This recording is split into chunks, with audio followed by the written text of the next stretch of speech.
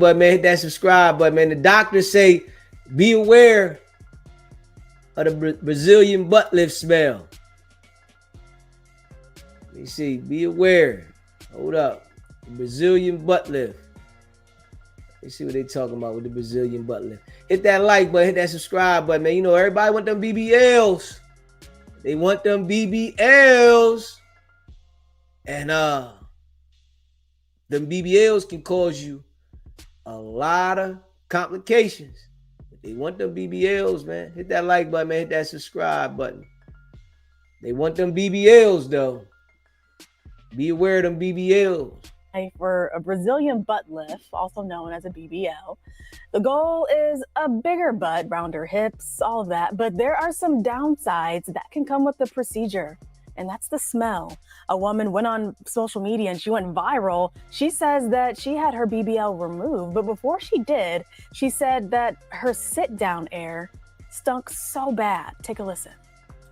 To the point to where I had to carry around a bottle of air freshener or a bottle of perfume, because when I would use public restrooms, it would stink so bad and the smell would linger. It was like an embarrassment. I didn't want to come out the bathroom with it smelling like that and someone else was waiting at the door. When I say that BBL really ruined my life, I even lost my boyfriend behind it. He was telling me the whole time, like, you're stinking real bad down there and I can't stomach it. So she went and spent her money on a BBL, lost her boyfriend, and was funky. Come on, man. Damn. Where'd she go get this BBL at? She said she lost her boyfriend because he said it stink down there. You making the man go soft. He can't even get his thing off. Because every time you bend over, it got a ting coming from this thing. Damn, this was ill. Smelly BBL. Now, how does this happen? And is this even a real thing? My next guest, Dr. Anthony Yoon, he's going to explain this a little bit for us. Dr. Yoon, welcome to Fox 2 Detroit Live. Thank you so much for having me. Of course. So, I mean, have you heard of something like this happening, the smelly BBLs? It's all over social media. Yeah, mostly just on social media. That's the funny thing. So this is a story that has been kind of recirculating probably over the last year or so. And there's this belief that people who have a BBL surgery, and BBL essentially is taking fat, liposuctioning it from your hips, from your thighs, and then purifying that fat and then injecting it into the buttocks. And there are a number of videos that came out maybe about a year ago where typically men were saying that they would be at the club, they would be surrounded by baddies, and that there was a certain smell that would emanate from the ones that had had BBL surgeries. And so there are all these ideas about why that could be happening that they would start bringing up. Some would say that it's secretions from the fat that would be leaking out. Other people would say that it's due to the inability to properly wash yourself. And there are all these other ideas too. And then this story came out of this woman fairly recently where she said that she had the BBL smell, that it's real, and that it even actually ruined her relationship. Yeah, I mean, it's really a whole thing. There's so many people on TikTok saying this. People who have had these Brazilian butt lifts, BBLs, they're coming out and they're saying, "Hey, I stink. Like I don't smell the best." And people who have been around them have said that as well. I mean, could it be an infection? Could it be just proper hygiene is not there? Or, I mean, what is it? So there are a couple of potential causes to it. The first thing is, yes, it could be basically just not having good hygiene. You know, when you have a BBL surgery, essentially your buttocks are much bigger afterwards. And could it be harder to wash back there? I would think yes. Now, that can't be always the excuse, I guess, or the reason. But the first thing that I would think of is hygiene. And that does upset some people when they hear that that could be the reason why they have a smell back there. The other reason why, though, and this is going to be not that common, but it's definitely possible, is infection. You are injecting fat into the body.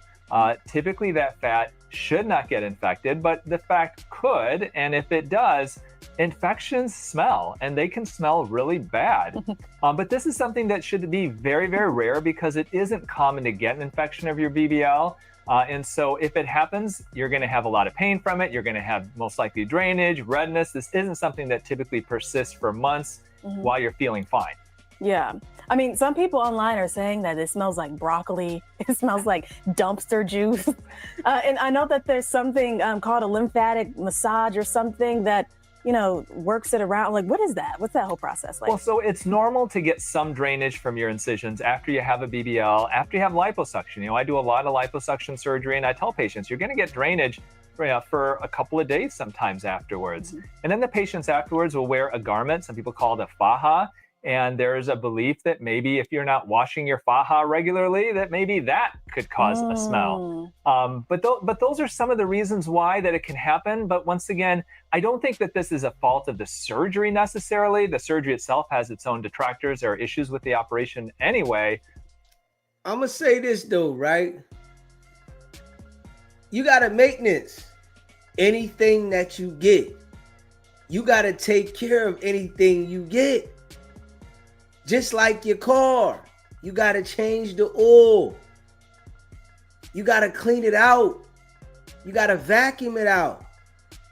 You can't just think that you going to go out and get a BBL and it's just going to be, that's it. That come with maintenance. You really have to take care of it and uphold it.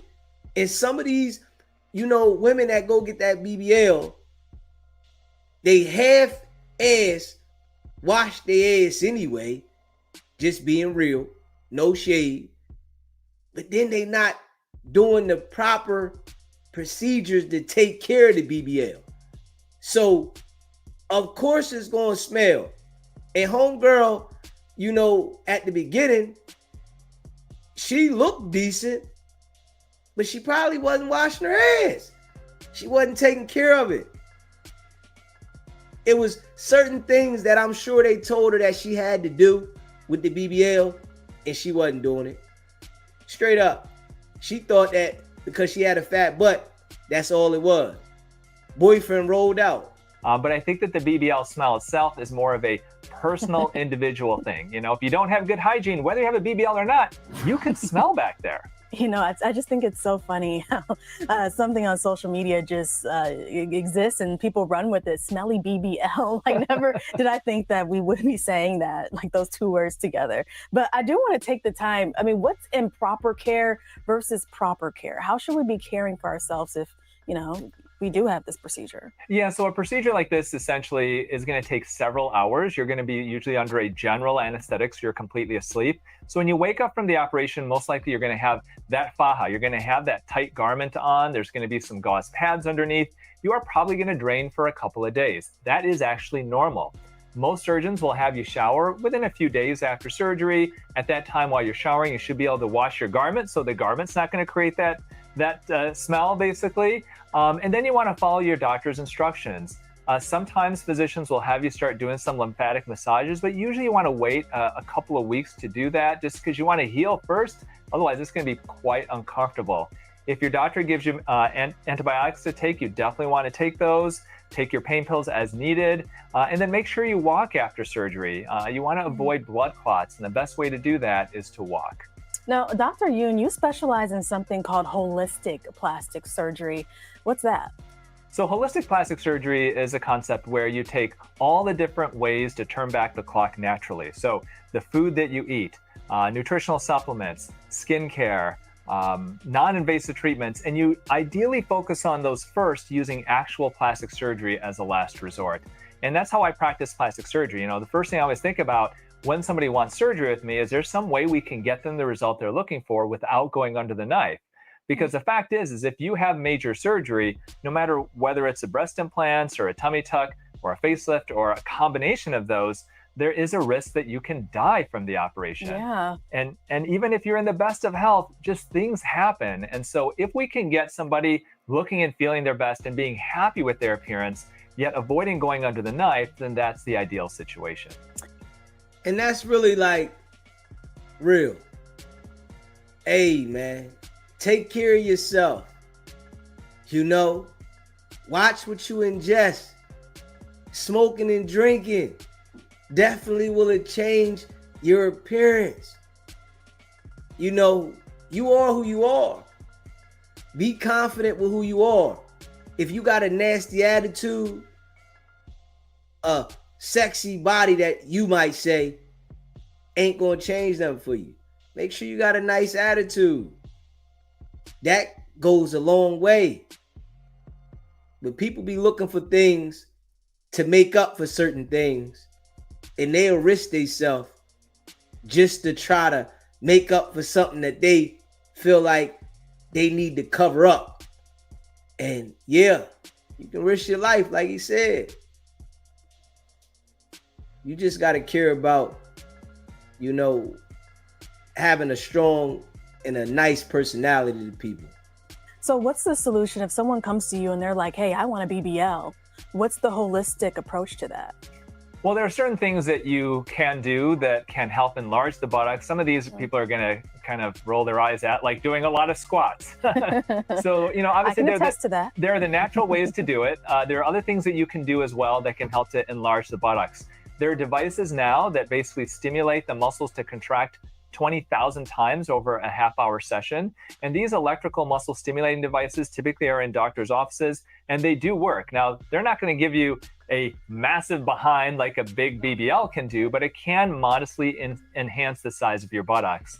The other thing sometimes we'll do as plastic surgeons is that we will liposuction around the buttock area, but not the actual buttocks. Then you can actually decrease some of the fat around it, and that can make the buttocks look rounder and fuller as well. That's more of an optical illusion, but it does work. So many options besides going under the knife, it seems. Yeah, and that's ideally what you want to do. You know, the great thing right now in plastic surgery is there's so many options available for people who want to turn back the clock. You know, in my office, we basically have skincare, we have non-invasive treatments, we have laser treatments, we have radiofrequency. There's so much in addition to the injections that we haven't even mentioned that can make huge, huge changes. And you don't have to spend thousands of dollars and go into. See, a lot of people don't want to put that work in. A lot of people do not want to put work in. You got to put the work in sometime. Well, I'm going to say all the time. You know, people want to cheat. They want to cheat. And when you cheat, it might not really be the way you want to go. Put that work in. Hit your squats. You hear me? Hit your squats. Get busy. Work on them glutes. Stop trying to cheat. Yeah. Because it might not go the way you want it to go. For real, for real. The knife to get those changes. Just see a board certified plastic surgeon, like at my office or other offices around, and you can get those changes hopefully without putting yourself at risk. Yeah, you know, and I think it's so easy to say, you know, just love the skin that you're in, love your body, no matter what it looks like. But the reality of it is a huge insecurity for so many people. Even I've, you know, struggled with that at certain points. So, and this seems like a safe option, the holistic plastic surgery, Dr. Yoon. Yeah, and that's ideally what you want to do. Yeah. I have a book called Younger for Life that goes into all of that stuff. It's available wherever books are sold. I've talked to Dina about it on your network before as well. So yeah, definitely focus on ways that you can turn back the clock naturally first. Skincare is a great thing that can really make big changes. Following that up with some non-invasive treatments or things you can even do at home. I have that all in that book. Dr. Yoon, thank you so much for coming in and breaking down smelly BBLs for us. Thank you so much, Bree. I hope this is helpful for people. Word. Hey, listen. Them BBLs, you know, if that's what you decide to do, you better take care of it. Because if you don't take care of it, you might get a bad result, you know. And that's how I see it. You know, a lot of people want to cheat with the BBLs. You know, they want a big butt, but they don't want to take care of it, man. Hit that subscribe button. Smash that like button. Let's get the likes cracking. Yeah, take care of it. You want it, take care of it. Yeah. But I recommend try the natural way. You know, get in the gym and start doing the necessary workouts that directly hit the spots. Straight up. That directly hit the spots. Yeah. You need that. Yeah, hit that like button, man. Hit that subscribe button.